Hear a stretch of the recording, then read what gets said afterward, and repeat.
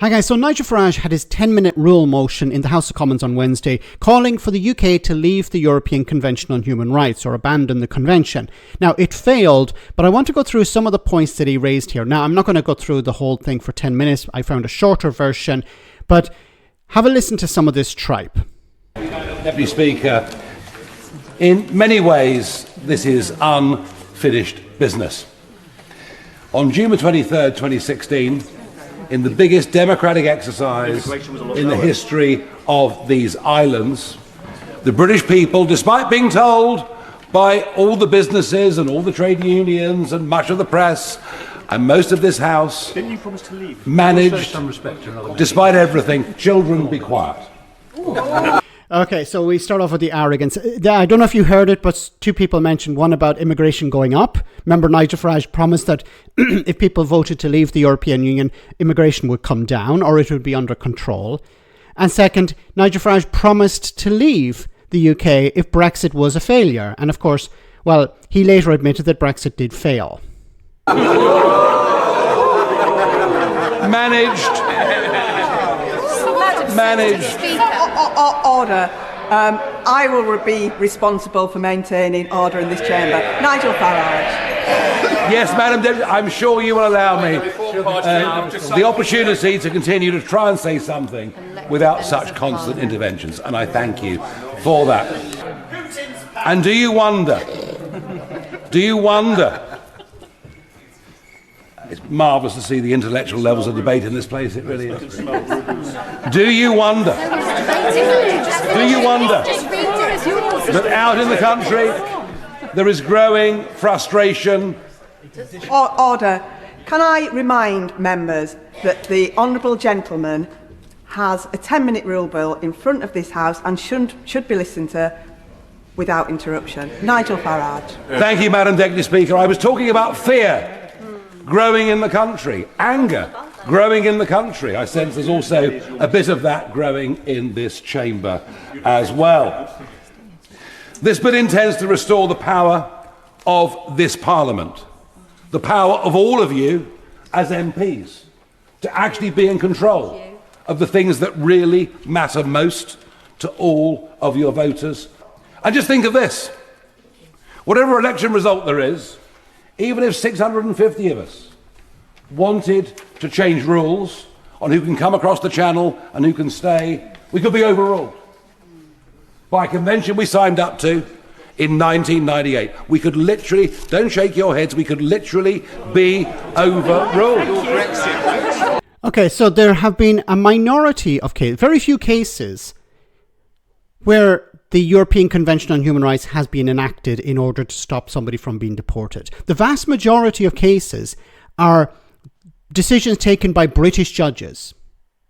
So Nigel Farage wants to leave the European Convention on Human Rights, which is there to protect the rights of British people and foreigners, but he wants to leave that convention. He wants to strip away protections for British people in order to punish a very small group of people.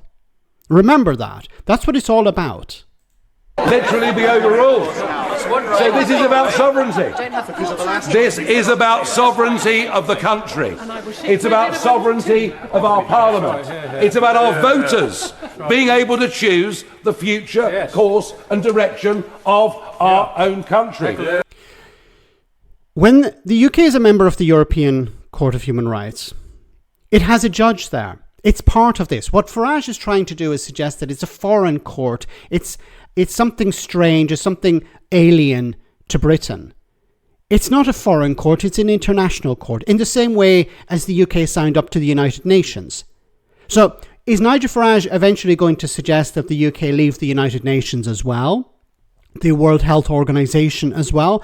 NATO maybe as well? Because if he keeps talking about we need to leave stuff in order to get stuff done, and he's always been proven that that's not actually the way to get things done. Like, if you want to make changes to the European Convention on Human Rights, then it makes sense for the countries to work together, to have consensus. That's the way to deal with it. Because if the UK leaves, then it's going to be more difficult to send people out. Because if planes are flying over countries, you know, if Nigel Farage gets his way and the UK leaves the European Convention on Human Rights or abandons the convention. And the UK says, we want to send people out of this country. Well, those countries may say no, because you're not signed up to the convention. And they may also say no, because we're not going to allow you to fly planes through our territory, delivering people to a country that's not signed up to the convention or that you're not signed up to the convention. So Nigel Farage thinking that, or suggesting that this will fix a load of problems, will create more problems. Now, and I haven't even gone to Northern Ireland. And that is why this matters. But I don't defend state-given human rights, because they can be taken away by the very state that has been given to them in the first place. I've never seen so many Liberal Democrats in all my life as I was in March. So he keeps talking about human rights. Well, you know, human rights can be taken away. You're talking about taking away people's rights. It's not so much the rights, as I mentioned before, it's the protection to the rights. Now, people like Nigel Farage, not sure if he's going to suggest it, but people like him will say, well, we can have our own Bill of Rights. Yes, but the problem with that is that if it's not upheld by the government, then where do you go? See, at least with the European Convention on Human Rights, if the government doesn't respect your human rights, you can go to a higher court. You can go to the international court that is the European Convention on European Court of Human Rights. That's where you can go if you feel that your rights are not being protected. You know, it's quite ironic that some people within Reform were considering taking the British government to the European Court of Human Rights because they believed their rights were not being upheld. But can you imagine a situation where Nigel Farage or maybe Robert Jenrick is Prime Minister? Does anyone honestly trust Nigel Farage or Robert Jenrick with their rights? Because that would be the situation under a British Bill of Rights and not the ECHR. Continue. I would ask the Liberal Democrats and others in this place, what is wrong with you? Do you not believe? Do you not believe? We've got a list for you. You've only got 10 minutes. Do you not believe this country is good enough to make its own laws? Do you not believe that the country that's its Magna Carta has developed the principle of common law and with its faults perhaps been the best ever developed by civilization? Do you not believe we're good enough to make these rules?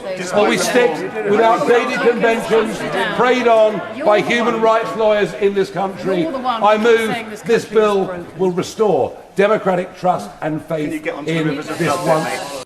Okay. What he's doing, of course, is suggesting we don't need protections to human rights because we already have them in place. You know, what's wrong with the Magna Carta? He obviously hasn't read the Magna Carta or doesn't understand the Magna Carta. Magna Carta was about the rights of nobles in respect to the king. Nothing about ordinary people is included in the Magna Carta. Now, Magna Carta. This is about, of course, stripping away protections for British people so that businesses, corrupt businesses, can run roughshod over worker protections. This is about stripping away protections for ordinary people so they can't take their employers to court. This is about stripping away people's right to protest, to form a trade union, their right to freedom of expression. This is what it's about. Once again, Nigel Farage will frame it as, we already have these rights. It's not about the rights themselves, it's about protections to those rights. So Nigel Farage can give people hundreds of new rights, but they're completely useless if they're not going to be defended, if they cannot be protected. And Nigel Farage is not in the business of protecting people's rights.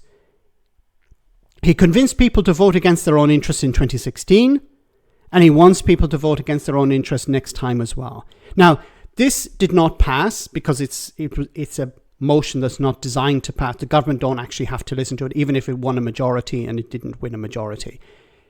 But this is about getting the message out. Nigel Farage now is saying, look, I'm the only politician who's talking about leaving the European Convention on Human Rights. And this is to put pressure on the Tories and maybe pressure on the Labour government as well, so that they start talking about this. He's about setting a narrative.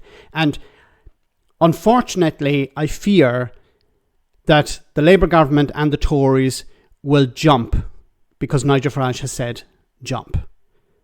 Let me know in the comment section, guys, what you think, and I'll see you in the next video.